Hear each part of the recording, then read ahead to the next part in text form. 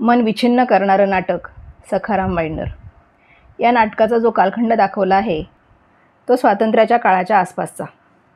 सखाराम बाइंडरमध्ये हाताळलेला विषय स्फोटक होता.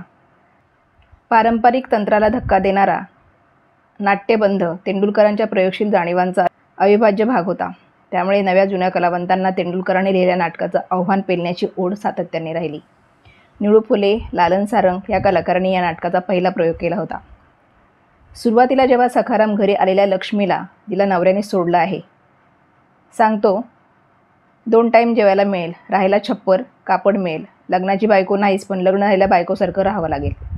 या घरात असताना तुला कोणाला घाबरायची गरज नाही. ज्या दिवशी माझे नियम पटणार नाही त्या दिवशी घराचं दार उघडं आहे. तेव्हा मला सखारामचा विचार पटला, कारण माझ्या दृष्टीने तो एका नवऱ्याने टाकून दिलेल्या बाईला आसरा देत होता, जरी तो स्वतःला लग्नाच्या बंधनात अडकून घेत नसला तरी. खोटं आपल्याला पटत नाही. मी जसा आहे तसा आहे, तोंडावर बोलतो. पटलं तर आज जा आणि चहा बनव, नाहीतर दरवाजा उघडा आहे. लक्ष्मी ही एकदम घरंदाज पण नवऱ्याने टाकलेली आणि अबला स्त्री, जी समाजात एकट्याने नाही राहू शकत. तिनेही तिथे राहण्याच्या अटी मान्य केल्या. तो काळ बघता सखाराम बेदम मारत असला तरी नसलेला संसार व्यवस्थित चालला होता. राकट सखाराममध्ये पण एक बदल घडत होता. पण एक दिवस काही लक्ष्मीच्या भावनांचा बांध फुटला आणि सखारामने कोणत्याही भावनांचा क्षणभर विचार न करता तिला घराच्या बाहेर काढलं. मला खोटं वागायला आवडत नाही. नवरा नावाच्या जातीचा प्राणी खोटा. मला बंधनात राहायला आवडत नाही. मला मात्र घरात पाखरू लागतं. सखारामच्या भाषेत सखारामचे विचार. मग पुढचं पाखरू चंपा, अर्थात नवऱ्याने टाकलेली. आणि हो, हे सखारामचं 7वं पाखरू आहे. चंपा ही अतिशय निर्धास्त. असंही नवऱ्याने टाकून दिलेल्या स्त्रीची समाजात काय किंमत? बाहेरच्या बाजारात विकले जाण्यापेक्षा सखारामच्या अटी काय वाईट, असं ती विचार करते.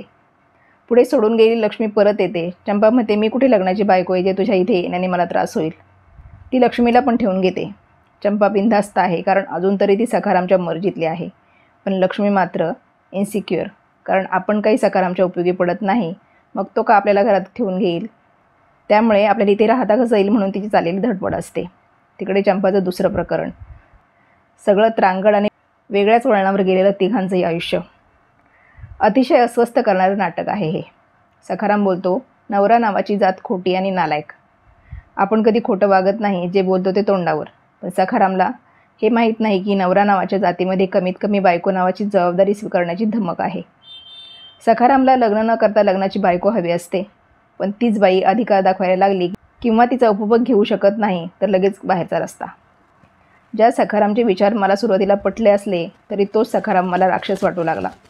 सखाराम बोलतो, शरीराची गरज ही देवाने दिली, त्यात लाज कसली? मग स्वैराचार तरी किती बंधनमुक्त राहायचं? जबाबदारी नको? बंधनाशिवाय, मर्यादेशिवाय सुख कधी मिळू शकत नाही. बेजबाबदारी स्वैराचारी माणूस हा दुसऱ्या दुःखाचं कारण असतो.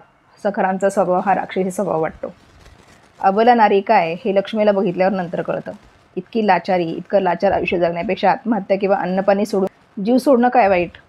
दिसेल त्या वाटेने चालत राहावं. आयुष्य संपेल पण रस्ता संपणार नाही. खूप शिकून जाणार हे नाटक आहे. माणूस कधीही 100% स्वतंत्र, कायमस्वरूपी बंधनमुक्त नाही राहू शकत. बंधनाशिवाय सुखाला किंमत नाही. काही लोक बोलतात, लाईफ है तब एन्जॉय करो. हे आयुष्य उपभोगासाठी आहे. अरे पण किती उपभोग? आयुष्यात खूप कमी जीवाला जीव देणारी माणसं मिळतात. वेळी जर आपण आपले उपभोग बाजूला ठेवून त्यांना नाही जपलं तर आयुष्याच्या शेवटी आपण काहीच कमवलं नाही ही जाणीव होते. तेव्हा उपभोग कामी येत नाही. आणि हो, आयुष्यात लाचारी नको. जोपर्यंत जगाल ते ताठमानेने. हुशार फक्त चंपा होती. अतिशय मन विछिन्न करणारं नाटक. मानवी स्वभावच असा आहे की जे आहे त्याला नकोसं वाटतं किंवा तो त्याला कंटाळतो.